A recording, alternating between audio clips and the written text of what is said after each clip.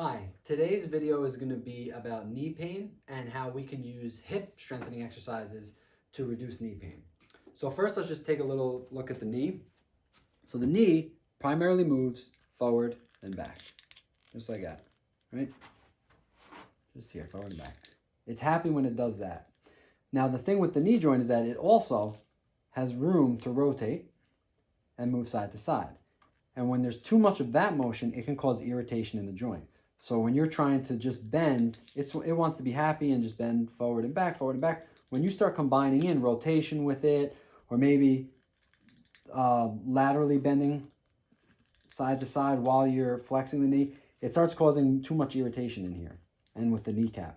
And the way you can control that, one of the best ways, at least at the hip, is through some strengthening or stabilization exercises. So we're going to go over some of those today. And just to touch on the hip for a second, again, just imagine the knee as a joint that is pretty set in its ways, just wants to go forward and back. And then you have the hip, which is just a crazy joint, and it's moving side to side, forward and back. It's rotating in and out. It can go in circles. And same thing with the ankle. It can do all the same motions. So we have these two joints that are willing to do pretty much any motion, and in between it is this knee that just wants to go forward and back. So as you can imagine, it can cause a lot of stress on the knee joint if you're not controlling the ankle and the hip properly. And we're going to focus on the hip today. So the two motions that we really want to focus on are abduction and adduction, so moving in and out, side to side, and rotation, just internally and externally rotating. And if we can control these two movements, we can really take some stress off the knee. So we're going to look at two exercises on the table first. So Mike, come on over here. Mike's the cameraman and the model. He's my brother. You're going to lay down on your side. I'm going to bring this camera over here. So I'll throw this knee joint right here. So here's what we want to do. This is called the clamshell. So this exercise is going to control the rotation movement I talked about, the internal, external rotation. So what he does is he brings his hips and knees up. Knees are flexed to about 90 degrees, just about. His hips kind of have like a 45-degree angle in them. And what he's going to do is he's going to lift his top knee up while keeping his feet together. It's rotation. Think about like a clamshell opening. Go ahead, Mike. Keep going. Yep, just like that. And what happens is sometimes people are weak in here. Their external rotators here are weak. Keep going. And to cheat, they just drop their whole pelvis to the side. So they do it and drop the pelvis. You're not actually strengthening what you need to be. So you have to make sure your hips are stacked on top of each other, and then you bring the top knee up. Go ahead. Keep going. There you go. Do like 3 of those. And now he's really learning how to control the rotation at the hip. Okay? The next exercise we want to control is the other movement, the in and out, the abduction of the hip itself. So for this one, this is actually called hip abductions. We want his leg pretty much in line with his body, like a straight line.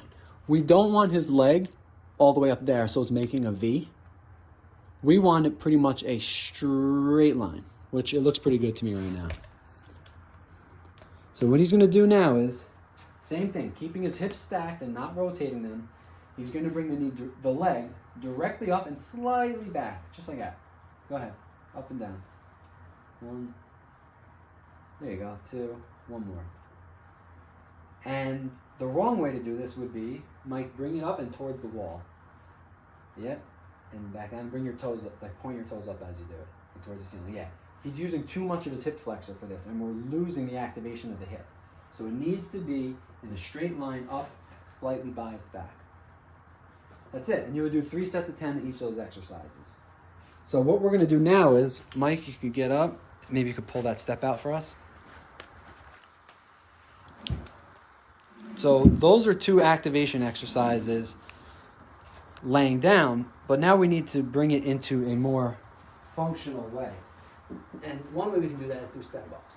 So just as a reminder, we want to control this motion because the knee typically has a tendency to want to go in, and we want to control the rotation. And how that looks when you're stepping down from something would be like this. See, you're actually rotating, like we talked about, and you're adducting. And so we want the muscles that rotate the other direction and abduct to be strong enough to control this movement. So what you do is you stand up here, you want your ankle or your foot, your knee, and your hip in alignment, and you want to go straight down and back up. Straight down, back up. And you're resisting the urge for the knee to come in.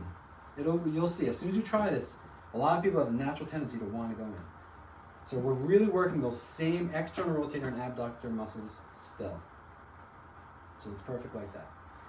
And so that's your third exercise. You can do 3 sets of 10 of that also.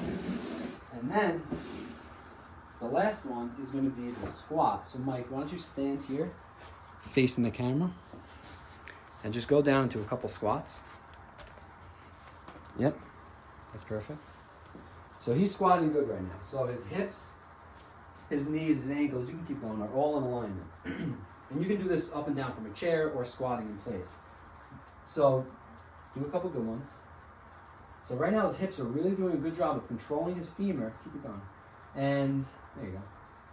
And keeping his knee from bending forward and back. Go ahead. Just it's moving perfectly. Yeah, just like that.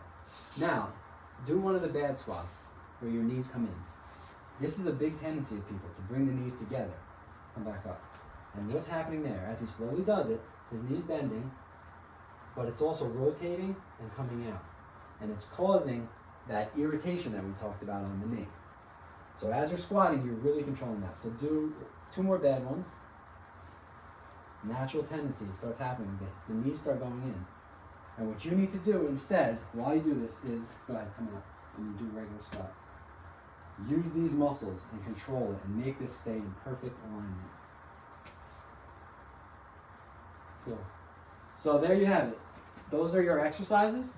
We got 4 of them. We have the clamshells, abductions, the step downs, and the sit to stand or the squat. 3 sets of 10 of either of them would be perfect, and your knee will be a lot happier if you can control the hip. All right? Thank you.